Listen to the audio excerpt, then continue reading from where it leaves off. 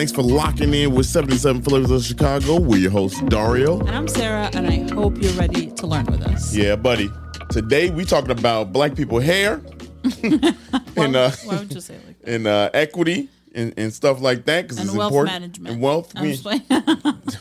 Damn, on the black episode, huh? Wealth management. I didn't say. Got your ass early. Anyway, welcome, man. How y'all doing? First of all, Dario's a hater. No, I'm not. I'm not a hater. I'm not a hater. I'm not a hater. Not one bit, y'all. I'm a hater. Yeah.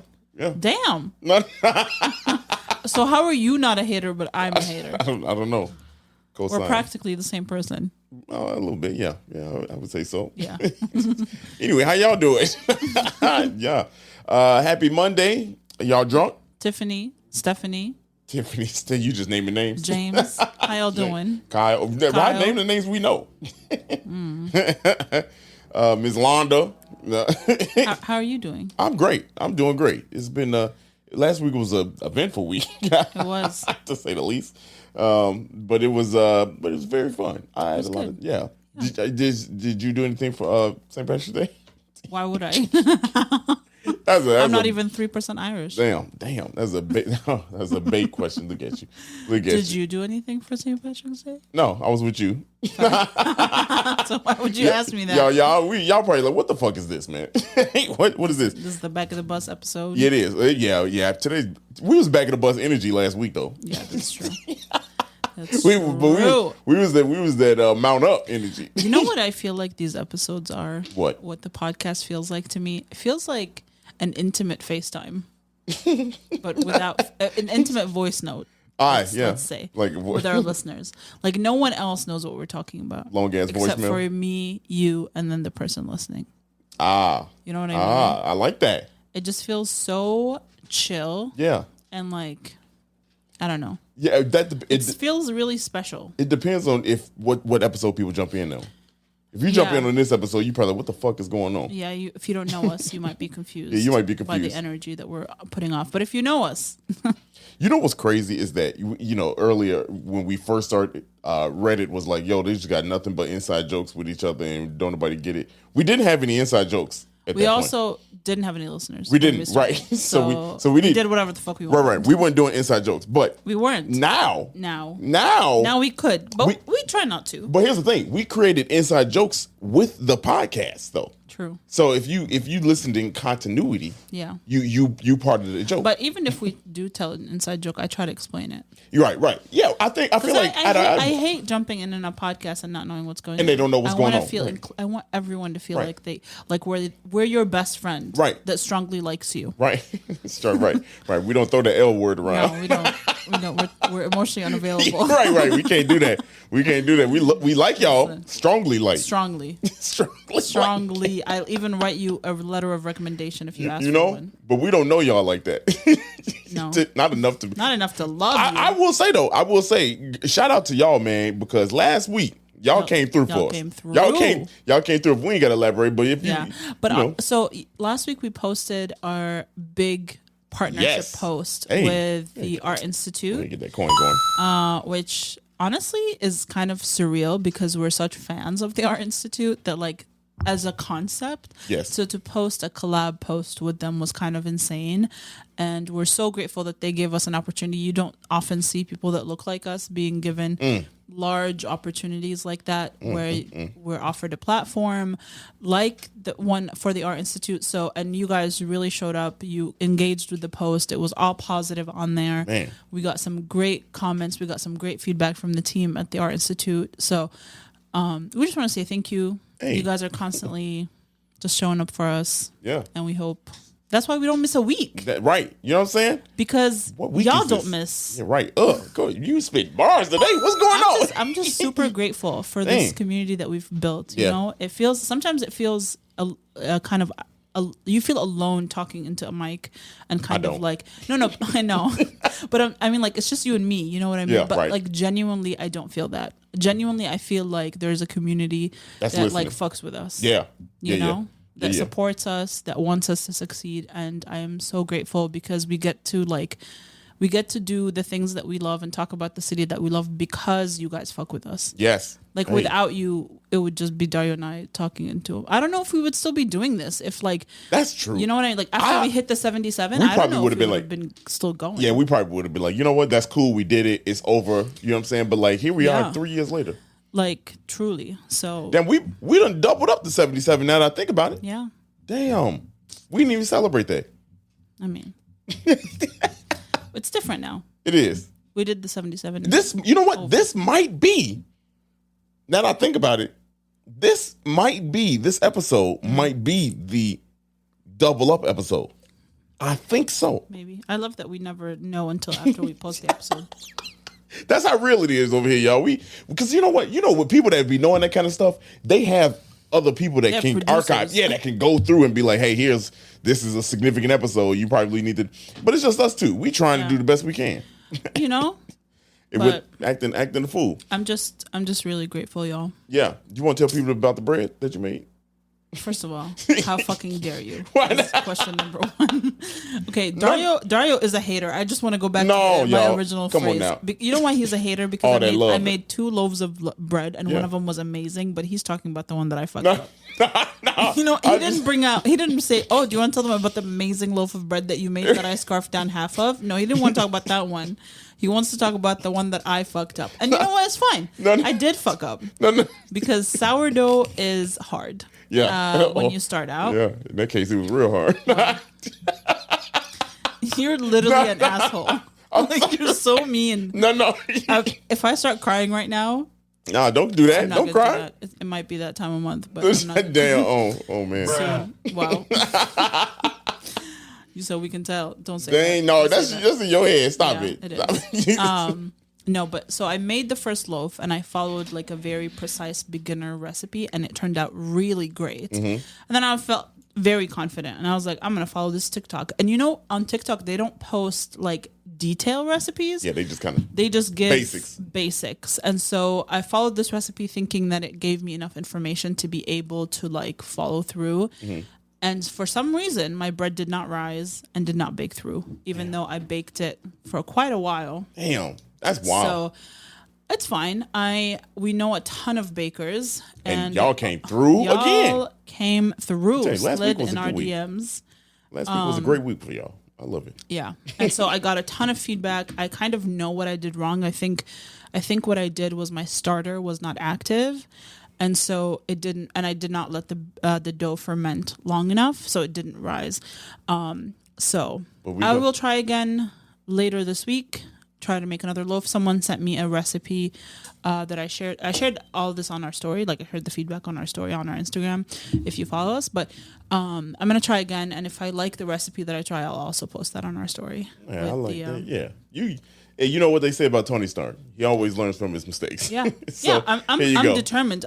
This is my collector hobby year, is what I'm calling it. You collecting bad boys like Pokemon. I really am. You're up to 3 this year.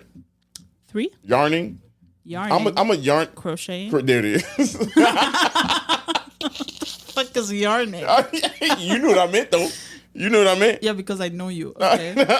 everybody else knew what I was talking about too. Don't y'all sit in the car laughing what the fuck y'all talking. Wherever y'all at, don't do that to me. Yarning. Okay. What are I'm gonna say gardening. I know. Yeah. I'm gonna say gardening. I'm there on that one. I want to learn that too. And editing.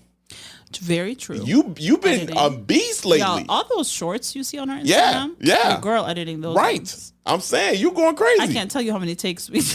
Like, come on, look at now. She trying to throw shade at me now. Sometimes your boy ain't good when it's time to. Sometimes he has to pee and it's just not. For real. And that shit just throw me for a loop. You know what's crazy is we got tomorrow or whenever y'all don't know this, but like we got to record something with the Chicago Architecture Center. Yeah. And ooh, Lord, I'm afraid to be embarrassed in front of them. Why? Because, That's not embarrassing. I'm 52 take Drake. That's all right. We got 6 hours. It's a conversation. We're gonna do one. We're gonna do one thing. It's gonna take 3 hours. It'll be good. I hope. Shit. I know. That's embarrassing. All right, let's get into this episode. Yeah. This was a long tangent. That was a long tangent. Oh, that's right on par. Wow. That's right on par with the OG. Yeah. 10 minutes. That. It's always 10 minutes long. Yeah, right. We know that. No, it's not always 10 minutes long, y'all. Just know that. Okay. Relax. So we talking about black wealth, really, and black hair care. And honestly, this is kind of like the start of Bronzeville. Black in Metropolis. A sense. Yes, Black Metropolis. Literally the start of Black Metropolis. Yeah, actually. It's kind of, y'all probably like, where you gonna start? Where you gonna jump in at? And honestly, we just gonna jump in the top right here. We gonna go over to the Overton Hygienic Building. I don't know if y'all ever heard of that. Or you probably seen it. Yeah. If you've probably driven.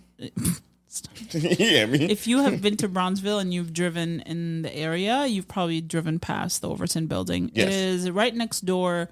Not right next door, but it's. But don't give it away the answer. Okay, all right. Yeah. Don't give away all the juice. But the Overton Hygienic Building, we'll talk about what it was. But let's talk about its founder, founded by Anthony Overton, who was born in Louisiana and moved to Kansas, and then came to Chicago in 1911. Now, his time in Kansas, what he's known for was starting beauty products and hair care type of things. 1989 that he started. You mean 1898? In Kansas. And then that business did well. He had a bunch of dry goods stores, things like that in Kansas. But he needed to kind of boom the business and grow the business. So where else right around that time? The fastest growing city in the country.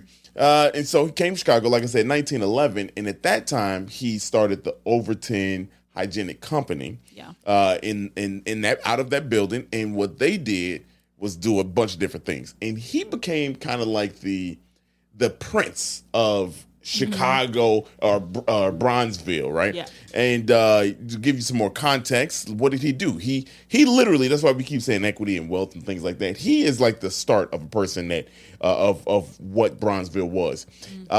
Little timeline here, 1923. Actually, before that, he started a magazine called the Half Century Magazine. Right. And what that magazine was kind of like a dope magazine honored black people. And it was called Half Century Magazine because it was the half century, 50 years after the Emancipation Proclamation.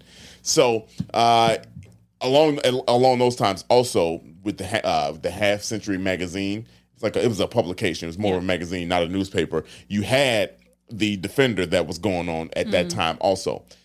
So that was right around 1916, the start of the Great Northern Migration. 1923, he started the Douglas National Bank. Now, the significance, that was... Took the scenic route with that word. Shit. What the hell was that? The significance of that bank is that was the second nationally chartered black-owned bank in the United States. Yeah. Y'all need a coin for that. So very important, and yes, named after Frederick Douglass. And that was huge, right here in Chicago. Yeah. Around the same time, he started Victory Life Insurance, and a very cool thing about that was obviously black-owned here in Chicago. Yeah. And significant in that own right. But check this out. Now this one is wild. Did y'all know that Victory Life Insurance was the first black-owned insurance business to receive a charter in guess what city? New York City, y'all. That's wild.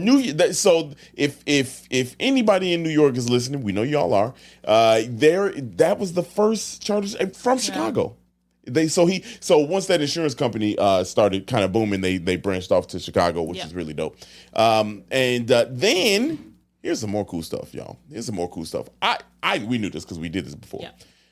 Anthony Overton in 1925 started the Chicago Bee, y'all. Right. Yeah. Did y'all know that? Do y'all know what the Chicago Bee is? And I say that because I'm not going to assume that you listen to all the episodes, but if you don't know what the Chicago Bee is, go back to one of the million Bronzeville episodes. Briefly what it is. Yeah, I'm about to. Okay. Yeah, I was telling them go back and listen. But also, the Chicago Bee was another newspaper. Now, this was a newspaper, not a publication, that was started by him in 1925, and basically gave you black news.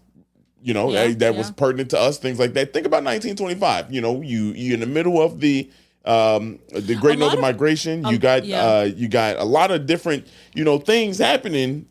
For that black people can't really do, and we need communication because they wilding in these streets. What were you saying? Well, I was gonna say a lot of things started around, like you have the Green Book. You have What? Yeah. Oh yeah. I was gonna say like a lot of those things started around that time when basically Black people were traveling throughout the U.S. So yeah. So that's why the Chicago Bee was very significant. Now here's the other really significant thing about that. So he had the Chicago Bee building, which coincidentally is like what 100 feet, if that, if even like across the street from the Overton hygienic it's like building. down the street. Yeah. It's the library today. It's the Bee branch. Chicago Bee branch. Yeah. Library. So go there, and there's history. It's a really cool, very beautiful building. Very, very, very beautiful. Both of those buildings were dope. Very ornate. Now here's the other thing about the Chicago Bee. Bronzeville got its name from the Chicago Bee. An editor that worked for Chicago Bee saw a lot of Black people as we were coming through, starting to build up the community down there. He said, "There's a lot of Black people here. We look bronze," and that's what he called us. Bronzeville. That's where Bronzeville came from. Also, they started the mayor of Bronzeville. That idea came from the Chicago Bee. And the mayor of Bronzeville was basically just like to highlight a super significant person in Bronzeville. Well, which I think is kind of like an alder person, right? No, it was literally just a high-end celebrity. That's all it was. They called it the mayor. Like they had no political nothing. It was just a high rank. Gotcha. Yeah, just socialite. Socialite, yes, basically. But for Black people, it did mean a lot. Yeah. You know what I mean? Like you had a lot of representation behind, Mahalia Jackson, Ida B. Wells, it's so on and so forth. Thomas Dorsey, all these people that were eventually crowned, mayor of Bronzeville. That was it's like getting the key to the city. Yeah, and Bronzeville was our city. Yeah. You know what I mean? Like it was our city. I don't want to interrupt you, but I do want to talk about how like those two buildings are the two last. Oh, I was going there. Okay. Mm-hmm. No, I was going to go there. I was going to change it real quick. Picking your teeth? Yeah, your boy got a kernel stuck in there. A kernel? A husk just came through. Right, live on the air. You up here watching me? I mean, you been. We could all see it. No, y'all can't see it. You real illustrative, illustrative right now. Illustrative. Well, these long ass words. The multi-syllables. Yeah, these kicking your ass. These tri-syllable words. Got your boy. Illustrative. Illustrative. Illustrative is not how you pronounce it. It could go either way. Could it? Yes. Says who? Illustrative or illustrative? Yes, it is. Never heard someone say illustrative. Bro, come on. In my whole life, bro. Hey, no. Hey, here it is, right here. Or say it. Okay, how do you pronounce? I don't know how to answer that question. No, type into Google how to pronounce. Type the word and then say pronunciation. Illustrative. Pronunciation. There we go. Hold on. Let's see. We gonna do this right now. Do it. And hook it up to the Bluetooth so we can all hear it. You want the Bluetooth? Okay. Hold on. Let's see. I think this is the one right here. Let's see if that'll work. Here it is, y'all. Let's go. Do it. Oops. Hold on. I got the. They had the mic down. My bad, y'all. My bad. We're gonna do this. Here it is. Let's see what it say. Illustrative. Yeah. What I say? I told you. Damn. Look at you. I ain't never heard. Did y'all hear that, y'all? Illustrative. Let me do it one more time for y'all. Illustrative. Oh wow. Well, I'll be damned. Look at you. You know what? I'm not above admitting when I'm wrong. Thank you. But also, what does Google know? You know what I mean? Is Google the number one search engine? No, I don't think so. What is then? TikTok. Come on, they about to ban that shit. Damn. Then all these little bum ass kids about to be lost. No, you know what? But that's a medium for us. Yeah, you know what I'm saying? Of course, it's Not us. I mean, I'm 40, so I'm the social media manager. I'm at that age where I start making up my own news. Based off life experiences. Stop. That's a different party you don't want to be a part of. No, that's how old people start doing shit. Yeah, that's why. No, that's you talking about like that's what politics. I'm talking about like that's why old ass grandmamas be having these remedies and shit like that. You can't find them nowhere on the internet. Yeah. Like just passed down through generations. Like soak a bag of tea and then let it cool down and put it on your eye to. You grandma Jackson, like, where they do that at? Marcella, stop it. But all our grandmas had the same remedy, so they must be. They got to be right. They've been passing it on. The 7-Up one is the one that baffles me the most, and I do not believe there's any science backing behind that. No, it's got it, but it's true though. But it's a placebo to the Like it's a ploy by the PR company that works for 7-Up. Hey, look, let me tell you something, y'all. If y'all don't know the 7-Up method, this is a big ass tangent right here in the middle of the episode. I'm just saying. You know, by the way, if you have bubble guts, drink 7-Up. Yeah, for real, it's gonna come out one of the tangent. Yeah, it's gonna come out one of the. Anyway, back to Bronzeville. Back to Black Metropolis. Black Metropolis. Those two buildings Yep. that we mentioned, the Overton Hygienic and the Chicago B building, they are both national landmarks, registered on the registry of national places, historic places here in Chicago, but also Chicago landmarks. Now, they're also part of 9 of the original buildings from the Black Metropolis era here in Chicago. So if you go down to Black Metropolis, there's 9 buildings that you can go see, and you'll be pleasantly surprised. And you'll see them. Yeah, it's history. One of the buildings though are not is not. No, I don't know. Is it one of the buildings are not is not? Damn, here we go again with these semantics. One of the buildings is. I don't know. You got illustrated wrong, so so you on a losing streak. Illustrative. No, illustrative. Anyway, sorry. Anyway, it's not my first language. I don't give a shit about it. That's right. You're right. I don't owe it to be correct. It's still United Statesians that pronounce it Tamara with an A. Anyway, or then and then. Yeah, if you spell it then when you mean than, you can't correct me. You know what? You put an omen on us and said this is the Back of the Bus episode. I feel like we really are doing the most to make that happen. Yeah, all right, let's move on. Anyway, yeah, but like I said, one of the buildings is still there, and it's the Sunset Cafe, which is really cool because it's coincidentally a beauty shop today. So kind of goes along with the theme of this. But let's talk about the hair products though. Like here, so we kind of did start out with the hair products, but it's so Overton was a general. Overton Hygienic, right? That's what they were called. And so they marketed their products as like hygienic products, but it was a lot of like beauty products. So some of their most popular ones were the brown face powder. They had soaps, they had body washes, they literally hydrogen peroxide, anything you can think of that you would use to for beauty purposes or hygienic purposes, they made it. And that magazine that they had, the Half Century magazine, was full of ads of their products. Oh yeah, well, smart mark. I mean, keep it in house. Right, they own the magazine, so why not?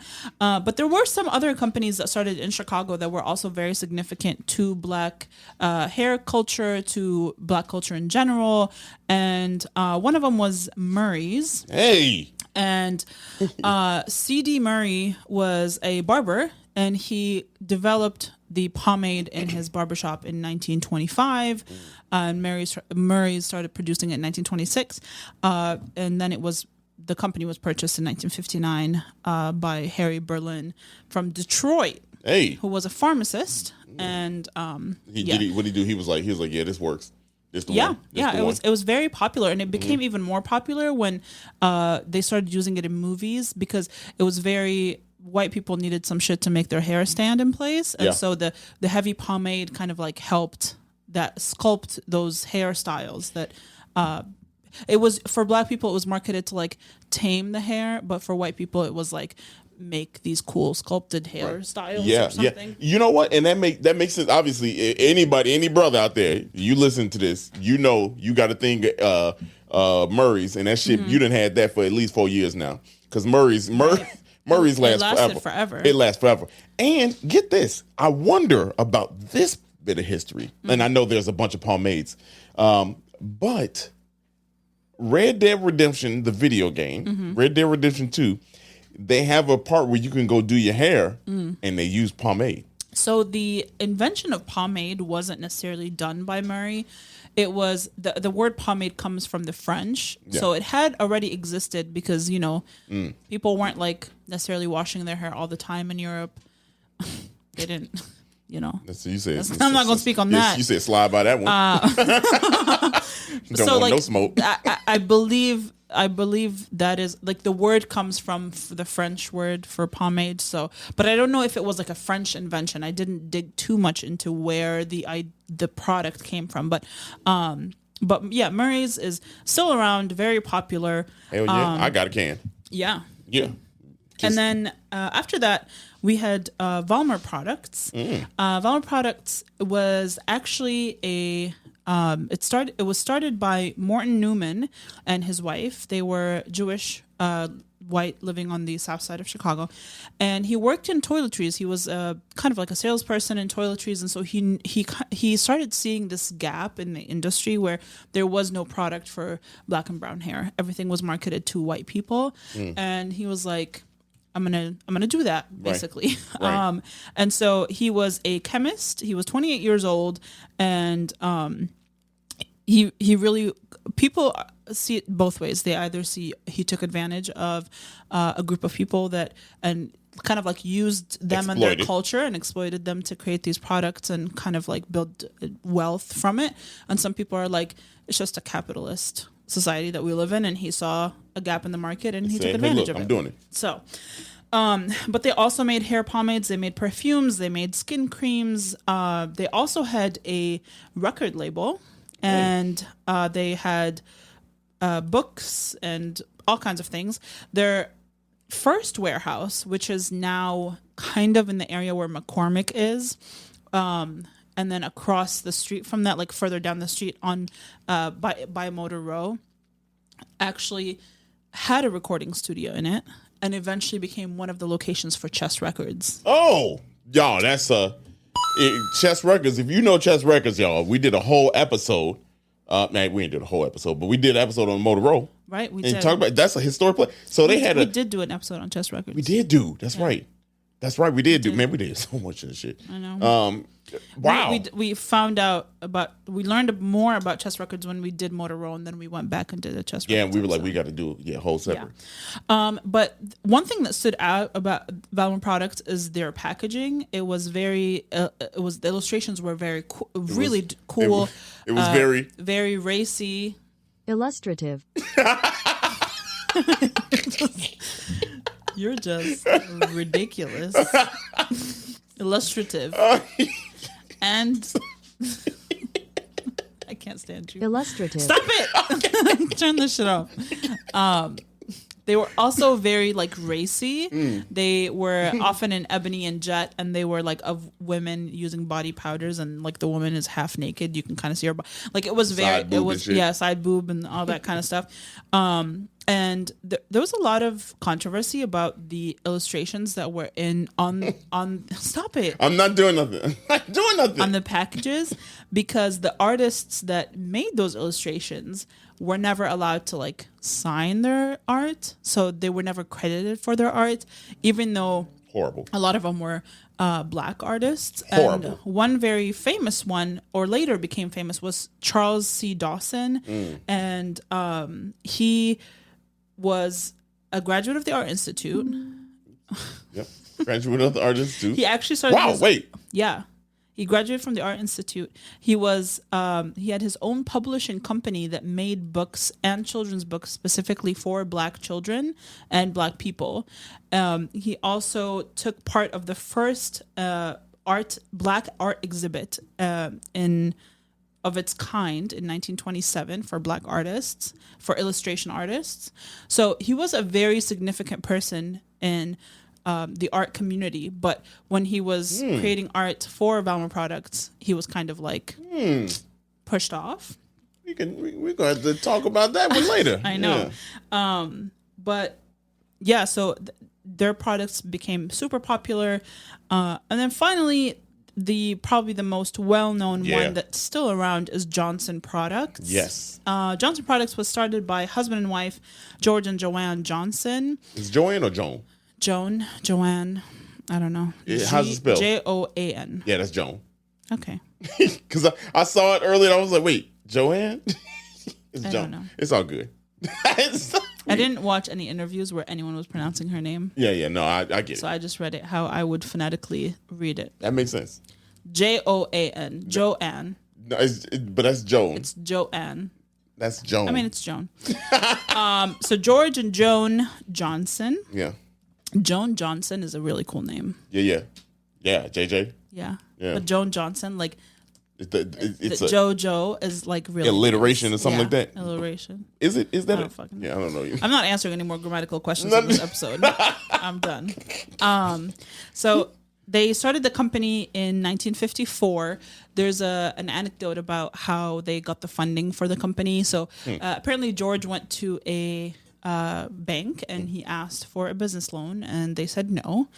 And then he went to another branch of the bank and he said, "Can I have a loan to take my family on vacation?" And they said, "Sure, here's $250. That's crazy. That's crazy. So that he couldn't build. Don't build no wealth around here. Right. But you could take your family on vacation. You trying to trick off? Go ahead. You can do that. Yeah. What's crazy is that like that was the first or second loan, one of the loans. He only wanted $500 to do this. $250.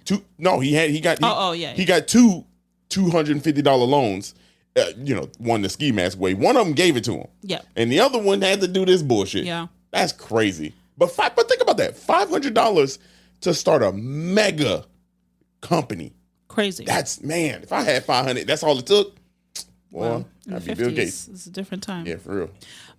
But yeah, so he is credited with developing the formula for Ultra Sheen, and he actually developed it in 1944 while he was still working at SB Fuller. But then he started his own company, and Ultra Sheen was the first product. I believe at the time it was a relaxer of some sort. But then as the 60s approached and people were wearing their hair more natural, they kind of came up with more products to cater to that. And by 1980, they controlled over a third of the market of black hair care. Man, it was everywhere. Everywhere. Now, speaking of everywhere, I did a little bit of research because this was everywhere.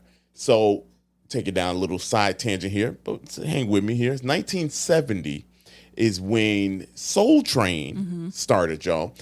Soul Train started in 1970 on WCIU, which had just really started their own network. And get this, here's a fun fact for you. Did you know they broadcast out of the top floor of the Chicago Board of Trade? Really? Board of Trade? Yes. Oh, wow. I did not know that. Fun fact there. We got to do a reel on that one. That is really cool. That's a very cool one. For anyone that has never seen that show, what is it? So it was in 1970, it was groundbreaking, right? It was like American Bandstand. And if y'all remember that, that was Dick Clark did that. Where it showcased music, but this was black music. Okay, this was black. You ain't see that. This was 106 in Park before 106 in Park, and so it came 5 days a week after basically. Wow, 5 days a week. 5 days a week, Monday through Friday after school, basically when people got home, and you could see Chicago kids just dancing and having fun. And the significance of that is they blew up. And then the very next year, 1971, it became a nationally syndicated show. Wow. They moved to L.A., but they kept a Chicago version of it here, right? And Don Cornelius, who was the host, he's the founder of this. He came back, and every now and then he kind of oversaw the some of the Chicago stuff. I kind of want to do an episode on this. Yeah. And then he would, his main thing, obviously, all the way to 1993 was the LA version of it. But 72, or shortly after, when Johnson Products is blown up to help Soul Train, they invested and said, "Hey, look, we'll be a sponsor of you to help push this product." Yeah. And what's funny is in 1972, they also became the first black-owned business to be traded or listed on the American Stock Exchange, which is insane. I mean, look at all the black connectivity right there. You know what I mean? Like, honestly, that helped all this Bronzeville help propel the black population here in Chicago and like fuel our economy and equity that we had. So, pretty dope. That was really cool. Very, very dope to hear how all that tied together. Man, I love this podcast. And they were based out of Chatham, which is also where George and Joan's home was. Yep. And what's interesting enough is that their home was literally not even a block from where Mahalia Jackson Not even. It was, 2 houses away? Yeah, right. Like 2 houses away from Mahalia Jackson. We don't know. We don't know two things. If they still live there. If they still live there, and if they live next to her at the same time. Yeah. I think they might have. I would imagine they might have. Their home was built. She passed away in 72, 74. I think they did. That house is I read an article about it. It's a very cool, it's like an architectural marvel basically in that street. The street has a lot of like very traditional looking homes, and that one is very like mid-century modern. It's a really cool house. There's some pictures on the inside. I think they interviewed George at some point, and they took some photos from the inside, so you can probably look up and see what the house looks like. But George and Joan divorced in 1989, and she was awarded control of Johnson Company. She was already kind of like leading not the operation, but she was the main person in the company, so she was already doing most of the work. But then when her son stepped down as an executive in 93, she sold the company. And I believe they remarried in the 90s. Oh, shit. I mean, you've been together? She passed in 2019. They've been together so long. You know what I'm saying? Long. Like, and like, what you going to do at that point? Y'all old now. Yeah. I mean, like, and y'all built this wealth. Right. Y'all know each other, like, more than anybody know each other. You know what I mean? So. Yeah. And George is still alive. Joan passed in 2019, unfortunately, but George is 90-something years old. We have no clue if he was still in that house because we stood in front of it, and we don't know. Sarah wanted to ring the doorbell so bad. We would never, but you wanted to. And I did too, kind of. I was just curious if he's in there. Yeah, right. I mean, he's still alive. You know what I mean? Like, so who living there? Yeah, I don't know. And I don't know if they sold the home. I don't know when they owned it. They got to make that they put up one of those tribute markers there. They have to. But how can we start that? Still though, I don't know if you could put tribute markers for people that are alive. Right, because like you don't want to draw attention to. I don't know how that works, but I don't know either. I would like to petition to have that happen. You know what I mean? Like. I'm sure the house is going to be protected somehow. It's a very cool house. Chicago got a bad rep with these. Damn. Nowadays, we got to fight for shit that's historic anyway, especially in the black community. That's a different topic. But y'all, I'm done talking. That was good. I hope y'all learned something. hope we were illustrative enough for you. Ridiculous. How did I not see that shit coming? Turn that shit off. Turn the Bluetooth off. Turn the Bluetooth. It's not Bluetooth. This is US. It's USB. Anyway, I'm done. Let's go home. Well, if you enjoyed this episode, please send it to someone you love. It's the best way to support us is to share our content. I know I say it every single time, but y'all don't be doing it, so I'm going to keep saying it until you do it, okay? Until I see those numbers double every week, I'm going to keep saying it. Yeah. And keep a lookout on our Instagram. We have some very cool projects coming up that you're going to love. Mm-hmm. You're going to be learning a shit ton. Mm-hmm. We got some, Oh, our I was gonna say our sweatshirts are coming back. In a couple weeks, so also keep an eye for maybe a week, couple weeks. Okay. Cool. So keep an eye out for that. And that's all. That's folks. All she wrote. We'll see you next time, y'all. Bye. Illustrative.